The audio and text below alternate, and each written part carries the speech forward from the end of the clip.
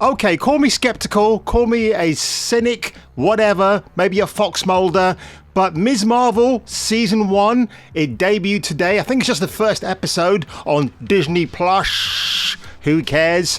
I don't, because I never paid for it. I've just downloaded the first episode and I'm going to watch it, and I'll tell you about it after I just went on Rotten Tomatoes to look at the percentage. So if you look at the top critics here, there is nothing. Go to all critics, nothing. If you just click on that, 97% positive tomatoes based on 98 critic ratings. But if you click on that, there's no critical ratings. There's no critics. Where have they all gone? Is it a glitch in the matrix? What's going on? Are they bots? Go to the audience and lo and behold, look at that. It's about a what? Was it an 89%? No, it's a 90%. This keeps fluctuating. A few moments ago, it was 89%. Now it's 90%, and this is at 12:53 p.m. UK time. So what is going on here, folks? But let's just go to the audience score. Let's just go back here. I think these are all bots. You can tell by the names. Sawerna N, Saeed A, Barry A, Ramon C, Al P, Arif H. Very suspicious, right? That the people who are liking this show seems to be the demographic Marvel and Shizney are going after. And look, how can you base reviews on 2 or 3 words of greatness? Kamala, it's one of the best additions to the MCU has ever had. Iman Vellani has a charisma of dragging blocks with her. What? Hang on a second. How can I be positive if they're dissing her performance? Dude, you should have given this 1 star, not 5. Was this guy drunk? But holy hell. I just thought I'd just film this quickly in case anything changes later on, but very, very suspicious. I'm not surprised if you even go on here to BBC. Ms. Marvel, we meet the MCU's first Muslim superhero. Oh my god, I'm losing my mind. Yeah, might be the first Muslim superhero in the MCU, but don't forget, in the comics, it was a character called Dust. Do you really think I'm gonna let a fucking Muslim in the 7? Captain Al-Qaeda, we're Americans.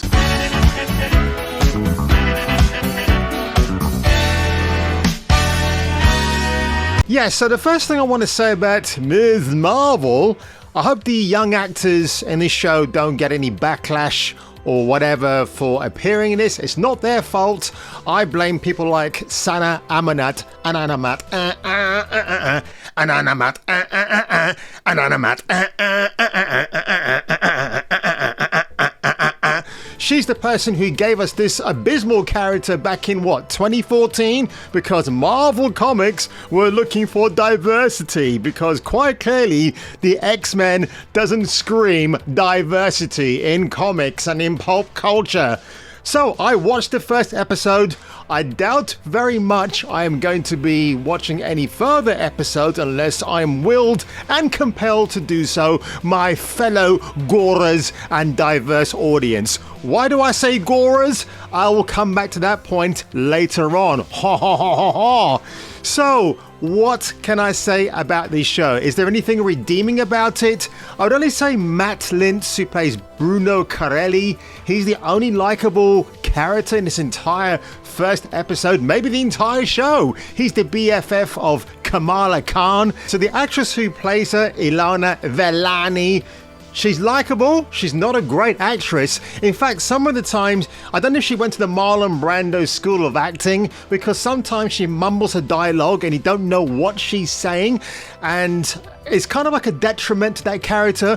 I will say the biggest crime this first episode commits, by a long shot, it disrespects the white male superheroes of Marvel from the previous phases we have had so far. There's actually a bit where she talks about how Captain Marvel went up against Thanos and punched him twice. No offense to any of the other Avengers, but I really don't think they could have done that. And of course, it ignores the fact that Thanos managed to get one of the rings off the glove and smacks Carol Danvers straight across the other side during that fight in Endgame. She forgets that. She forgets the fact, or doesn't know about it, to be honest, that Steve Rogers in Infinity War went toe-to-toe with Thanos. She forgets that Tony Stark sacrificed his own life to save humanity. All of that is somehow mysteriously forgotten. And oh, there is another even bigger cringe moment where they go to Avengers Con and they walk in. Now, I went to Comic Con a couple of weeks ago, and I tell you what, the Avengers Con they've got here is a downsized, it's on a low budget, very cheap cosplayers turning up. It just made me laugh from start to finish. I thought, wowee, I know Marvel are trying to pump the brakes on spending more of your hard-earned cash for Disney Plus subscriptions, but good grief, this is taking it to a whole new low. Now, remember before I talked about the word Gora, which is a slang term for a white person, you whiteys. Now, they use it in here, and I'm pretty sure the word Gora does not apply to Muslims. They don't use that word. So I'm pretty sure that, oh my God, Bisha K. Ali. Ugh, God, why am I seeing that woman's face? Yikes. Oh, boy. Oh, just gave myself a bit of a shock there. Oh, wow, we don't want to see that ever again. So yeah, Bisha K. Ali has written this episode, and I think all of the other episodes coming out soon. As you can see at the moment, it sits at a 6.0 on IMDb. That never lies. And I tell you what, the portrayal of her parents, very stereotypical. You would see this stuff back in the early 90s in the UK in certain dramas or film adaptations. So I'm surprised that even in 2022 that a teenage Muslim girl has the strictest parents in the world and all stereotypically done. I don't actually understand that logic and why it would even happen. And oh yeah, by the way, when she's about to go to Avengers Con, or when she's announced to her parents she's going there, her mum incredulously comes out with the line of, "I don't want you looking like all the other superheroes in the skimpy clothes." Well, Mrs. Kamala Khan, if that's the way you feel, that means there's more for me to ogle at. All I've got to do is go to YouTube, put in Bat in the Sun, and sit there and ogle at there, cosplaying superheroic females, kicking 7 shades out of each other, and looking hot in the process. I just lost eyes on her.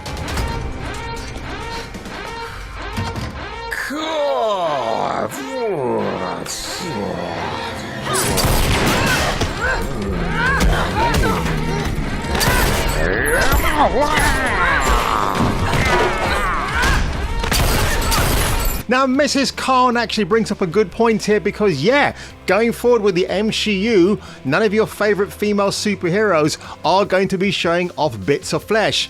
Part of me thinks because the Muslim audience probably makes up a demographic of who goes to watch a Marvel film or a TV show, and of course, you don't want to offend them. But as I've said before on previous videos, everybody, all walks of life, went to watch their films. And did you see or hear anybody from the Muslim community complaining about anything they were offended by? Of course not. I didn't hear anything, so I'm not sure why Marvel and this show going forward seems to think it's going to rewrite those wrongs. Now, you know Victoria Alonso, she's one of the people on my YouTube short videos, also one of the nutcases at that recent GLAAD ceremony where a poor teenage actor was being under the spotlight, shall we say, from groomers. That's all I'm going to say about that one, and it's disgusting. I don't know where the future is going. It's funny that people call it the X-Men. There's a lot of female superheroes in that X-Men group, so I think it's outdated. Why'd have people like her being an executive producer on the show? Kevin Feige has no clue what he's doing anymore, and frankly, he deserves all the rotten bad press that he's eventually going to get through shows like Ms. Marvel and anything that might come after this. So, can I recommend you watch Ms. Marvel? No. Is it bright and breezy? It tries to. It actually tries to riff off Parker Lewis' Can't Lose, that great 90s TV show. If you haven't seen it, well worth a watch. It tries to riff off that and it fails completely.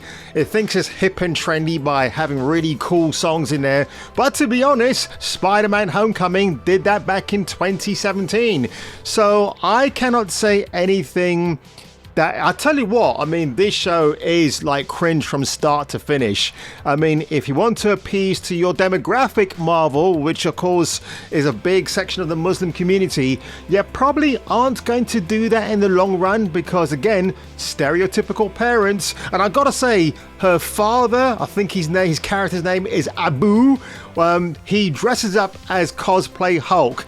And I gotta say, more time and effort was put into the way he looked than what they did with PlayStation 2 graphic She-Hulk. So on that one, folks, if you enjoyed this quick review today for Ms. Marvel, yes, it's all about Carol Danvers headlining the MCU going forward because next year the Marvels will be coming out and of course we won't be going to watch it.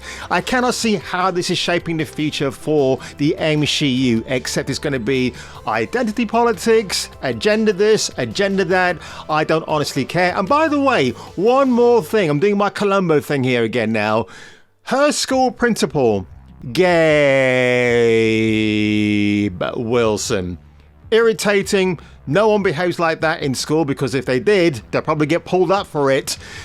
And that's all I can say about it. My career as teacher at school was never like that. In fact, they were just, well, how can we say, in the realms of normalcy. That's all I'm going to say on that one. So, folks, if you enjoyed this quick fire review today for Ms. Marvel Episode 1 and probably pump the brakes here and don't watch any further.